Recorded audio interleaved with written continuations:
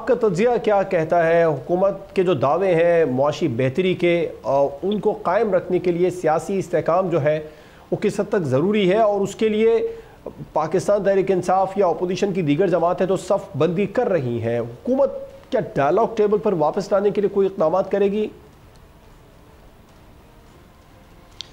دیکھیں، بات یہ ہے کہ صرف معیشت مسئلہ نہیں ہوتا، اور بھی بہت سارے اہم مسائل ہوتے ہیں۔ انسانی حقوق کا کیا لیول ہوتا ہے، آئین و قانون کی بالادستی کا کیا لیول ہوتا ہے، ان تمام چیزوں کو ہمیں دیکھنا پڑتا ہے۔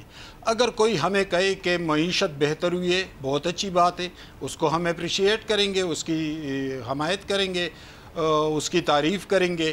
یقیناً موجودہ حکومت کی معاشی پالیسی قدر بہتر ہے اور کچھ کامیابیاں بھی ملی ہیں، لیکن بحیثیت صحافی میں کچھ اور حوالوں سے بھی سوال اٹھاؤں گا کہ کیا آئین و قانون کی بالادستی ہے؟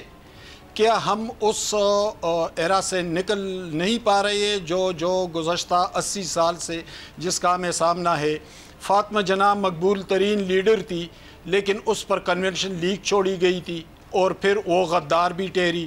ذوالفقار علی بھٹو اس ملک کے منتخب وزیر اعظم تھے، لیکن ان کی لاش پھانسی گھاٹ سے نکلتی ہے۔ بے نظیر بھٹو اس ملک کی منتخب وزیر اعظم رہی، لیکن ان کی لاش ایک سڑک پر پڑی تھی۔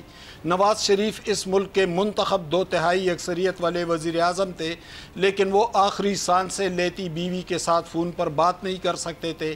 عمران خان اس ملک کے وزیر اعظم ہیں، ان سے اپنی بہنیں نہیں مل سکتی۔ تو یہ ہم کہاں پر کھڑے ہیں؟ ہم صرف اس پر بات کریں گے کہ ہماری معیشت بہتر ہوئی اور ہماری معیشت خراب ہوئی۔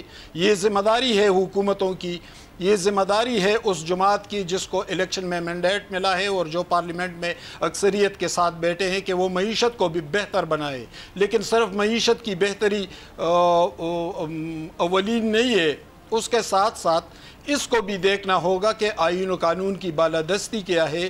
کیا آئین و قانون کی چھتری تلے تمام لوگ ایک ساتھ کھڑے ہیں یا کوئی اس چھتری سے اوپر کھڑا ہے؟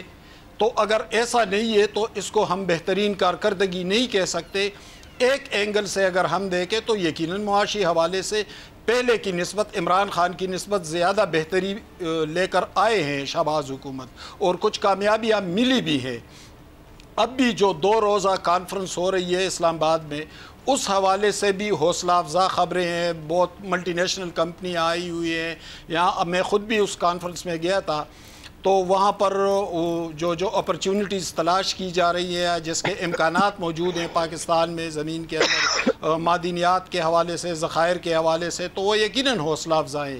لیکن اگر ہم نے معیشت کے حوالے سے اٹھنا ہے تو ہمیں آئین و قانون کی بالادستی یکساں حوالوں سے بھی اٹھنا چاہیے، اور یہ سلسلہ جو گزشتہ 80 سال سے ہم دیکھ رہے ہیں، اس کو بھی تبدیل کرنا ہوگا۔